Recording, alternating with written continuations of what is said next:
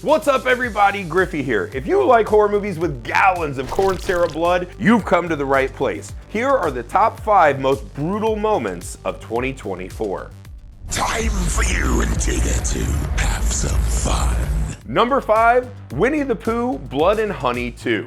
Thank God for legal machinations. I love a world where we're constantly assaulted by Disney adults ruining things that are meant for children, and now we can turn around and ruin their cartoon gods by making them into awful horror movie monsters. That's exactly the world we need. Essentially, the setup for these movies is that Christopher Robin revealed the existence of these creatures, right? Putting their very existence at stake. So Winnie the Pooh and friends decide they're gonna come to the real world as gigantic murderers and take everybody out. The best scene in this movie has to be the furry rave. Winnie the Pooh is carrying a baseball bat with a bear trap on the end of it, right? Already a cool image. A girl runs away from him. Winnie the Pooh swings the bat, the bear trap goes out and clamps hard on this young girl's head. As Pooh yanks back, she is decapitated. Her head flies off. His big bulbous body gets in a Babe Ruth stance and just yanks this head into a cloud of red mist, right? Just absolutely crushes it. It's just a euphoric moment, right? Watching Pooh not be, oh, bothered by murder is exactly what I needed in this movie.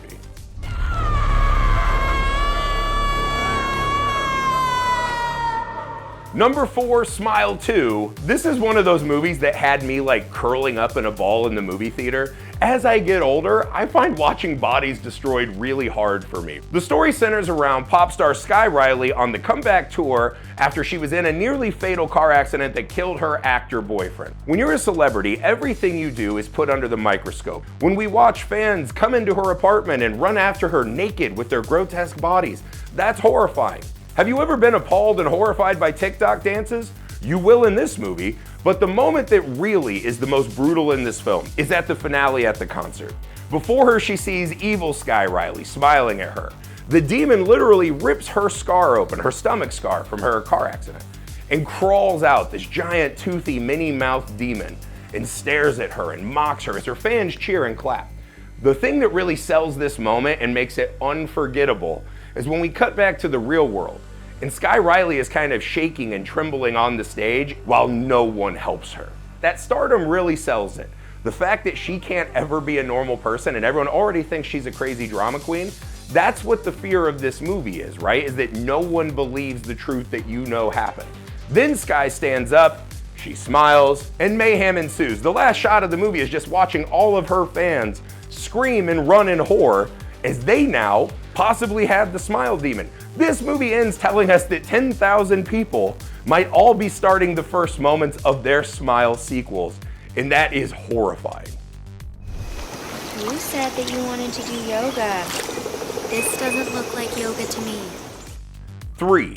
In a Violent Nature was a very cool movie that came out this year with a really clever inversion on the slasher that we've all seen thousands of times. This is third-person shooter Gears of War stuff, right? Essentially, imagine a Friday the 13th movie, but instead of cutting away to boobs and teenage sex, we just walk through the woods, right? This is like actually being on a hike.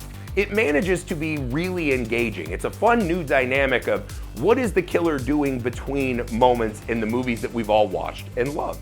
Right as you think, all right, I don't know if this is gonna last for 90 minutes and I'm gonna care, we find a girl doing yoga on a cliff and all hell breaks loose. The girl just starts with a classic, hey, what's up? She doesn't look back. She thinks it's someone she knows coming to enjoy the yoga, right? Johnny proceeds to punch a gigantic hook on a chain through her heart. As a horror fan, you're like, that's a pretty awesome kill. That's hardcore, I got it. And the movie says, niche, niche, not enough. He takes the other end of the hook, plants it into her forehead, puts his giant boot on her back, and begins to, with tug-of-war strength, fight and pull, and yanks this poor woman through the hole he has created in her own chest. I have nothing against women that do yoga. I just love kills. The brutality of the scene is the way he just sits over her now pretzeled body like it's nothing, takes his hooks back and just pushes her down a hill. And from a very wide shot of this beautiful vista, we just watch this crumpled up yoga girl roll down a hill. And it really reminds you that to these slashers, we are nothing more than meat. And that is as brutal as it gets. Number 2, Terrifier 3. Of course the shower scene in Terrifier 3 was going to be on this list. This movie has multiple scenes that could make this list. When Art the Clown replaces the mall Santa, and we just watch parents let their kids sit on his lap as if that's something that should be allowed. And Art the Clown leaving a package bomb there as a present that a kid opens and blows up all the kids who were there to get their picture taken with Santa is truly one of the wildest things I've seen in a horror movie. But the shower scene tops it, right? The college kids, somehow turned on by talking about past traumas and true crime podcasts, go to the shower for a little wet and wild time. You know exactly what you're supposed to do in college. I heard this happen in college. I never got in college, no big deal. Just kidding, I was a scourge. He takes that chainsaw to every part of these guys. By the end, we're just watching that guy's little twig and berries bouncing around as they nick off of the chainsaw's chain. It is truly impossible to take your eyes off of, even though you want to at all times.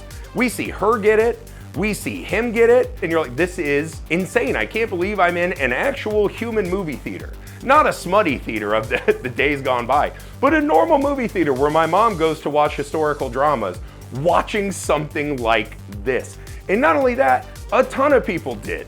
How is this movie so successful and so vile at the same time?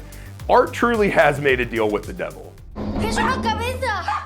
¿Una cabeza? Number 1, The Coffee Table. So I can hear some of you now, technically this movie came out internationally a couple years ago, but this movie hit for American audiences to rent and stream this year, and it terrified me, so I'm talking about it, right? Deal with it. The story settles around a couple who is a little older who have their first baby, right? A beautiful little baby that we see at the start of the movie. They're in a furniture store arguing about the coffee table they're about to buy. Of course, the husband, in some kind of horrifying midlife crisis, wants to buy a table that is 2 naked golden women holding up a glass tabletop. His wife says it's a bad idea, but he puts his foot down. As the dad is putting the table together, he realizes it's missing a part.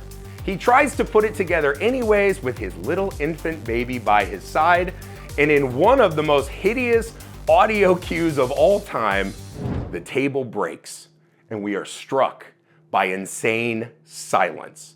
You want this banana?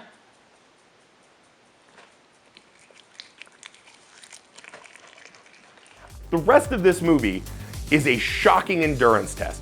Watching this man sit with what has happened for 2 hours and not acknowledge it. This movie, I've heard described as a black comedy. I don't know that there's a shade of black dark enough to call this a comedy. Imagine you're sitting at a dinner table. Your wife and brother are just making inane, boring conversation. You're trying to hammer wine. You know that in the next room, your child is expired. And then your wife is trying to show the baby off to your brother and his new girlfriend, and you gotta try to block that at every turn. The kind of, I'm sweating talking about this movie. Just imagining this day is one of the worst cinematic experiences I've ever had. It's brutal, the most brutal. Oh my God. Oh, I'm so sweating. My fat dad body can't take this anymore. How do you follow talking about the coffee table for an outro? I'm wiped out. Like, subscribe, please, please. I need your help after all of that.